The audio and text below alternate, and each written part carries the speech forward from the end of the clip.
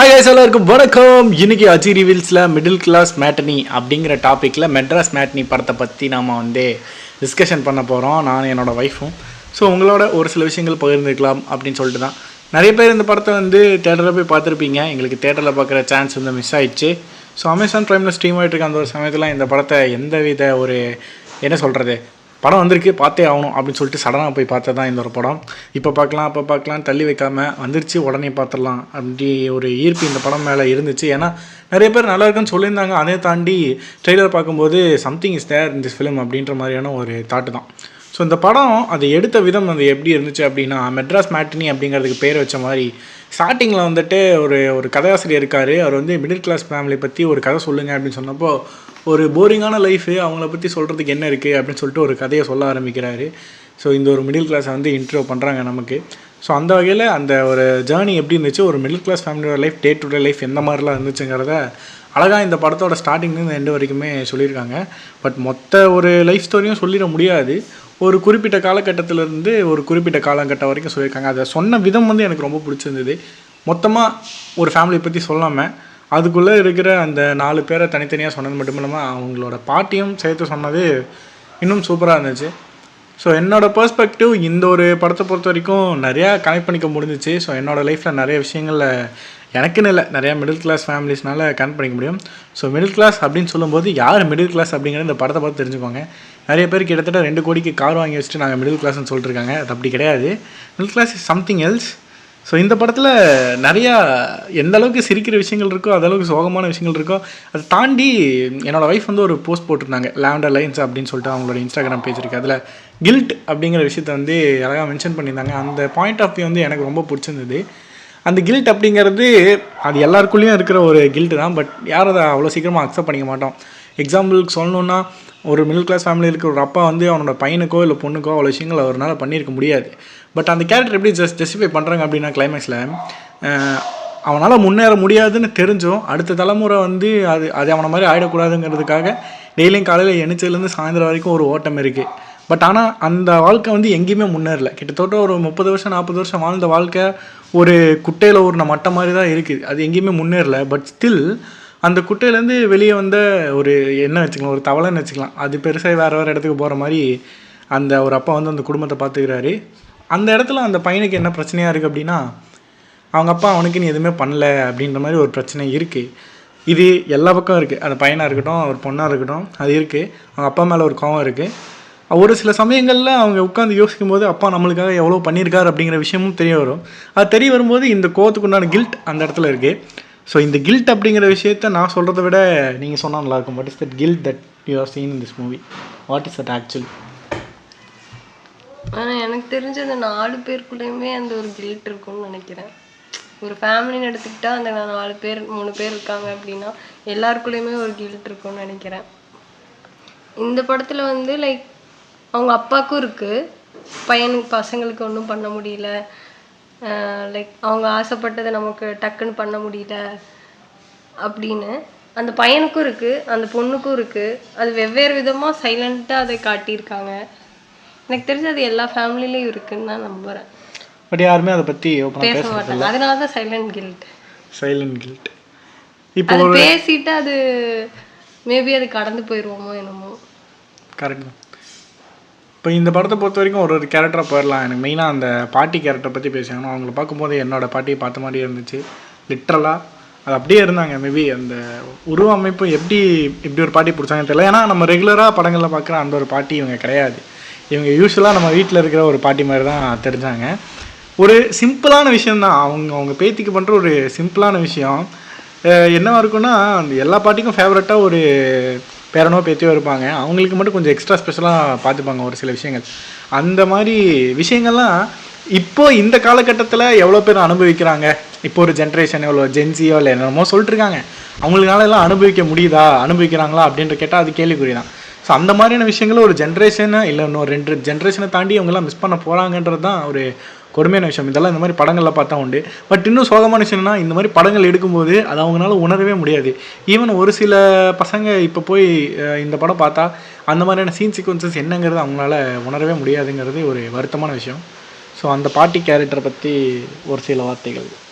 நீ சொன்ன மாதிரி லைக் அது எல்லார் வீட்லேயுமே அது ஒரு பாட்டி இருந்திருப்பாங்க. நம்ம ஜென்ரேஷனில் எங்கள் பாட்டி அப்படிதான். நீ சொன்ன மாதிரி அந்த ஒரு ஃபேவரெட்டு பேரண்ட் பேத்தி லிஸ்ட்டில் நானும் வருவேன். அதனால அது கேரக்டர் பார்க்கும்போது அப்படி தோணுச்சு.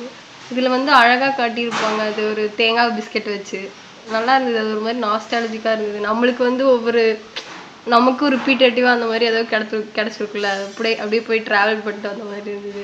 சொன்ன மாதிரி அது இந்த ஜென்ரேஷனுக்கு இனி வர ஜென்ரேஷனுக்குலாம் அந்த மாதிரி கிடைக்குமான்னு தெரில. ஏன்னா அவங்களுக்குலாம் இப்போ பாரு, தேங்காய் பிஸ்கெட் வேணும்னா என்ன பண்ணிடுவாங்க, ஆர்டர் பண்ணிடுவாங்க. அந்த ஒரு கனெக்ஷன் இருக்காது இல்லை. அதையும் தாண்டி எவ்வளோ கவர்மெண்ட் ஸ்கூலுக்கு வெளியில் ஒரு சில பாட்டிகள் அவங்க உட்காந்து ஒரு சில விஷயங்கள் வித்துட்டு இருப்பாங்க. ஸோ அதெல்லாம் இப்போவே நிறையா ரேர் ஆகிடுச்சு. ஸோ அதெல்லாம் இருக்கிறத சான்சஸ் கம்மி தான்.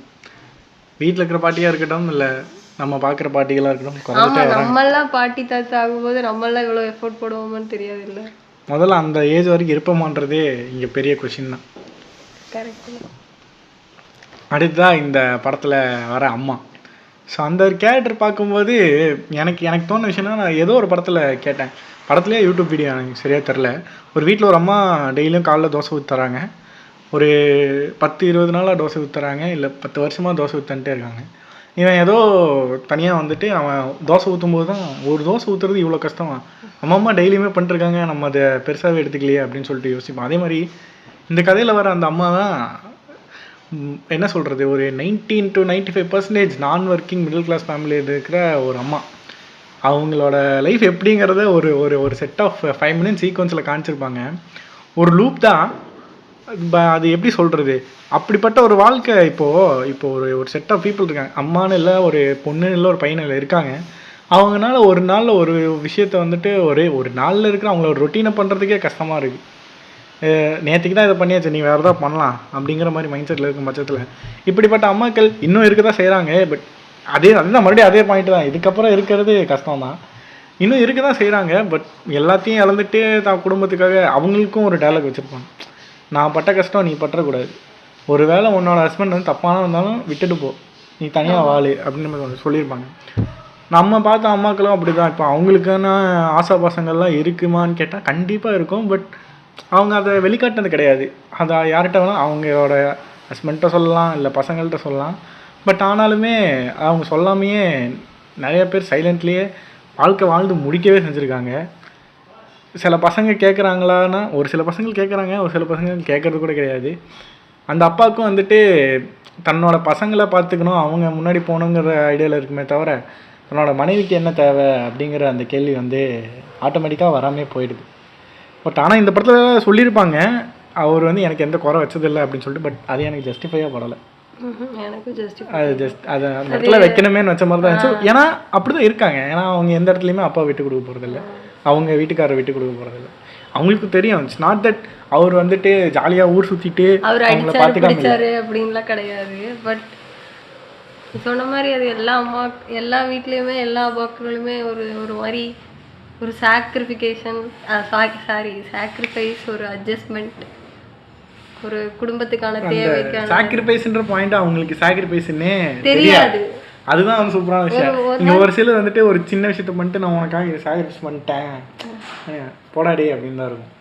சாக்ரிஃபைஸ்னே தெரியாமல் தன்னோட வாழ்க்கையே அவங்களோட குடும்பத்துக்காக சாக்ரிஃபைஸ் பண்ணுற ஜீவன்கள் இருக்காங்க. இதில் வேலைக்கும் போயிட்டு அந்த காசையும் எடுத்துகிட்டு வந்துட்டு இப்போ ஒரு 8000 ரூபா சம்பாதிக்கிறாங்க. ஒரு விசேஷம் வருதுன்னா அவங்க பசங்களுக்கு 5000 ரூபா 6000 ரூபா அதுக்கு கொடுத்துட்றாங்க. 2000 ரூபா கையில் வச்சுட்டு வீட்டுக்கு மளிகை சாமான் வாங்குறாங்க. ஸோ இந்த மாதிரியான விஷயங்கள் இருக்குது. அவங்களுக்குன்னு எதுவுமே அவங்க பண்ணிக்கிறதே இல்லை. அது என்ன பாயிண்ட் ஆஃப் வியூ, என்ன மைண்டு? இது ஒரு பீரியடுக்கு அப்புறம் அவங்களுக்கு வந்து இதெல்லாம் தேவை இருக்குது நமக்கு அப்படின்றதே ரியலைஸ் பண்ணாமல் போயிடும். ஒரு கட்டம் வரைக்கும் அவங்களுக்கு இதெல்லாம் நமக்கு தேவை இருக்குது, இதெல்லாம் நம்ம எப்படியாவது பூர்த்தி பண்ணிக்கணும் அப்படின்னு யோசிப்பாங்க.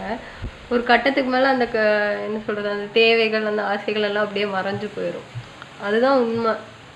சின்ன வயசுலேருந்து அவங்களுக்கு ஆசைப்பட்டது எல்லாமே அவங்களுக்கு கிடச்சிருந்தா ஒரு ஸ்டேஜுக்கு மேலே போதுன்னு சொல்லிட்டு இருக்கிறது ஒரு நியாயமான விஷயம்.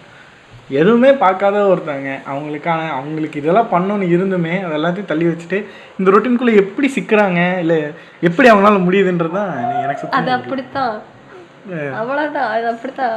இன்னும் இது என்ன சொல்கிறது, இது கம்பல்ஷனோ இது வந்து ஃபோர்ஸ் பண்ணியோ அது அப்படியெல்லாம் வர கிடையாது. அவங்க கிரேஸ்ஃபுல்லாக அதை அக்செப்ட் பண்ணிக்கிறாங்க. பட் நமக்கு வெளியே இருந்து பார்க்கும் ஒரு ஒரு பீரியடுக்கு அப்புறம் நம்மளுக்கு இதெல்லாம் புரியும்ல. ஓ நம்ம அம்மா இப்படியெல்லாம் இருக்காங்க, நம்ம அப்பா இதெல்லாம் பண்ணியிருக்கலாம்ல அப்படின்னு நமக்கு ரியலைஸ் ஆகுற பீரியட் வரைக்குமே நம்மளும் அது வந்து அவங்க பண்ணுறதெல்லாம் வந்து பெருசாக நம்ம நினச்சிக்கவே மாட்டோம். நீ சொன்ன மாதிரி அந்த தோசை விஷயம் ஆகட்டும் எல்லாமே அது அப்படி அவங்க அதை ஒரு மாதிரி அக்செப்ட் பண்ணிக்கிட்டாங்க போல். நீ வர ஜென்ரேஷன் அப்படி இருப்பாங்களா இல்லை இப்போத்த ஜென்ரேஷன் அப்படி இருக்காங்களான்னு கேட்டால் எனக்கு தெரியல. மேபி நம்ம இனி போக போக தான் நமக்கு தெரியுமா இருக்கும்.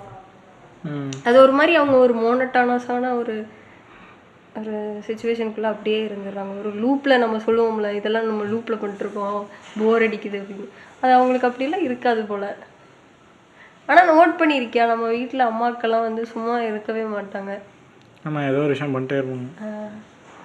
அவங்களுக்கு அது அப்படி தான். அதை பிரேக் பண்ணி வர்றதுக்கும் அவங்களுக்கு தெரியல. இதுக்கு மேலே தெம்பில்லைன்னு சொல்லிட்டு அவங்க அப்படியே இருந்துடுறாங்க போல. அடுத்ததாக இந்த first born whether it is going to be men or women whatever, first born அப்படிங்கிற அந்த ஒரு கேரக்டர் வந்துட்டு என்ன சொல்கிறது, சின்ன வயசில் ஒரு மிடில் கிளாஸ் ஃபேமிலியில் பிறக்கும்போது எல்லா விஷயத்தையும் அனுபவிச்சிருவாங்க. லைக் ஹாப்பினஸ், அவங்க சுற்றி ஹாப்பினஸ் மட்டும்தான் இருக்கும். ஏன்னா அந்த அந்த அப்பா அம்மா அந்த பையனோ பொண்ணோ அவங்க எல்லா விஷயமும் பண்ணுவாங்க, பயங்கரமான செல்லமாக இருப்பான் until the second born is coming. இப்போ இந்த பையனுக்கு இவ்வளோ செல்லம் கொடுத்தது எல்லாமே ஒரு ஸ்டேஜுக்கு மேலே அதெல்லாம் தலைகீழாக மாறும். அவனுக்கு லைஃப் எப்படி இருக்குது, நம்ம வீடு எந்த மாதிரி இருக்குது, நம்ம அப்பா என்ன பண்ணுறாரு, அம்மா என்ன பண்ணுறாரு, இந்த நிலைமையெல்லாம் புரியும் போது தலைகீழாக மாறும். அது அவனுக்கே தெரியாமல் ஒரு கோவம் வந்து வரும். பட் அதை அவன் ஈஸியாக கடந்துருவான். ஏன்னா அவனை சின்ன வயசாக ரொம்ப பாசமாக பார்த்துக்கிட்டு அந்த அப்பா அம்மா அவன் கண்ணு முன்னாடி வருவாங்க. அவனால் அதை கடந்து போக முடியுது. சரி அப்பா அம்மாவுக்கு நம்ம எதாவது பண்ணணும்னு சொல்லிட்டு அவன் ஈஸியாக கடந்துருவான். அவன் கடந்துட்டு அவன் ஒரு ஸ்டேஜில் போயிட்டு அவனுக்கான வெறுப்புகள் இருக்கும். நமக்காக எதுவுமே நம்ம பண்ணிக்க முடியல, இப்படி ஒரு விஷயம் எதானத்துக்கு ஒரு கடன் இருக்குது அப்படின்ற பட்சத்தில் அதை நம்ம அடைக்கணுமே, நமக்காக நம்ம எதுவுமே பண்ண முடியல அப்படின்னு இல்லை. ஆனால் அப்பா சும்மா இருக்க மாட்டார், அவரும் வந்துட்டு அந்த கடன் அடைக்கிறதுக்குண்டான வேலையில் தான் இருப்பார். பட் இவனுக்கு அது எக்ஸ்ட்ரா ப்ரெஷராக இருக்கும். அவனோ அவளோ அந்த கோவத்தை அவங்க அப்பாட்ட காட்ட முடியாது. பட் அந்த ஒரு வயசில் சுற்றி நிறைய விஷயங்கள் நடக்கும். ஒரு பொண்ணுக்கு கல்யாணம் பண்ணிக்கிறதா இருக்கட்டும், இந்த பையனை பொறுத்த வரைக்கும் லைஃப்பில் ஒரு அளவுக்கு செட்டில் ஆனால் தான் அடுத்து பொண்ணு பார்க்க முடியும் அப்படிங்கிற பாயிண்ட்டாக இருக்கட்டும். ஸோ இந்த விஷயங்களில் ஃபஸ்ட் எடுத்தவொடனே கோவம் வருது அவங்க அப்பா மேலே தான். அவர் வந்து அப்போவே பணக்காரராக இருந்தால் பிரச்சனை இல்லை, அவர் நல்லா சேர்த்து வச்சுருந்தா பிரச்சனை இல்லை. பட் திரும்பி அவர் லைஃப்பில் பார்த்தா அவர் வேணும்னேலாம் அப்படியெல்லாம் இருந்திருக்க மாட்டார். அவர் லைஃப் அந்த மாதிரி தான் அமைஞ்சிருக்கு. நான் ஃபஸ்ட்டே சொன்ன மாதிரி முன்னேறவே முடியாதுன்னு தெரிஞ்சதுக்கப்புறமும் ஒரு ஓட்டம், அந்த ஓட்டத்தில் இவரால் எதுவுமே பண்ண முடியாமல் போச்சு அப்படிங்கிறது தான். அந்த ஃபஸ்ட் பார்ன் வந்து நிறைய விஷயத்த இழப்பாங்க, பட் பின்னாடி லைஃப்பில் நல்லபடியாக இருப்பாங்க அப்படின்றது எதிர்பார்ப்பு. பட் அவங்க லைஃப் எப்படி போகுதுன்றதை டிசைட் பண்ணுறது அவங்க தான். மறுபடியும் அந்த மிடில் கிளாஸாகவே வாழணுமா இல்லை அவங்க அப்பா அம்மாவையும் தூக்கிட்டு வேறு லெவலில் போகணுமா அப்படிங்கிறத. ஸோ இதை பற்றின உன்னோட கருத்து? அக்செப்ட் பண்ணிக்கிறேன். பட் எனக்கு தெரிஞ்ச அது ஃபஸ்ட் பார்ன் செகண்ட் பார்ன்ன்ற டிஃப்ரென்சியேஷன் இல்லை வரேன், அடுத்த பாயிண்ட்டுக்கு வரேன். எல்லா இடத்துலையுமே இருக்குமான்னு எனக்கு தெரில. பிகாஸ் ஒரு சர்டைன் பாயிண்ட்டுக்கு அப்புறம் ரெண்டு பேருமே புரிஞ்சுப்பாங்கன்னு நம்புகிறேன். அந்த படத்தில் காட்டின மாதிரி எல்லாரும் அப்படி கிடையாது. ஆனால் எனக்கெல்லாம் ரியலைஸ் ஆகிறதுக்கு ஒரு ரொம்பவே லேட் ஆச்சு. எனக்கு எங்கள் அண்ணாக்கெல்லாம் அந்த ரெண்டாவது பாயிண்ட் என்ன, ஒரு செகண்ட் பார்ன் வந்தோடனே அந்த பேரண்ட்ஸுக்கு அந்த குழந்தைய கவனிக்கிறத விட ரெண்டாவதாக ஒரு பையன் வந்துட்டான் அவனை வளர்த்தாகணும்னு சொல்லிட்டு முதல் இருந்த குழந்தையும் விட்டுட்டு இவங்க எக்ஸ்ட்ரா ஓட ஆரம்பிக்கிற பட்சத்தில் அந்த ரெண்டாவது குழந்தைக்கு இந்த ஃபஸ்ட்டு குழந்தைக்கு கிடைச்ச விஷயங்கள் கிடைக்காம போயிடும். அட்டென்ஷன் உண்மையாக சொன்னால் அது இப்போ உன்னோட பாயிண்ட் ஆஃப் வியூலேருந்து ஒரு சில விஷயங்கள் நீ யோசிச்சு பார்த்தீங்கனாலுமே உனக்கு அது புரியும்.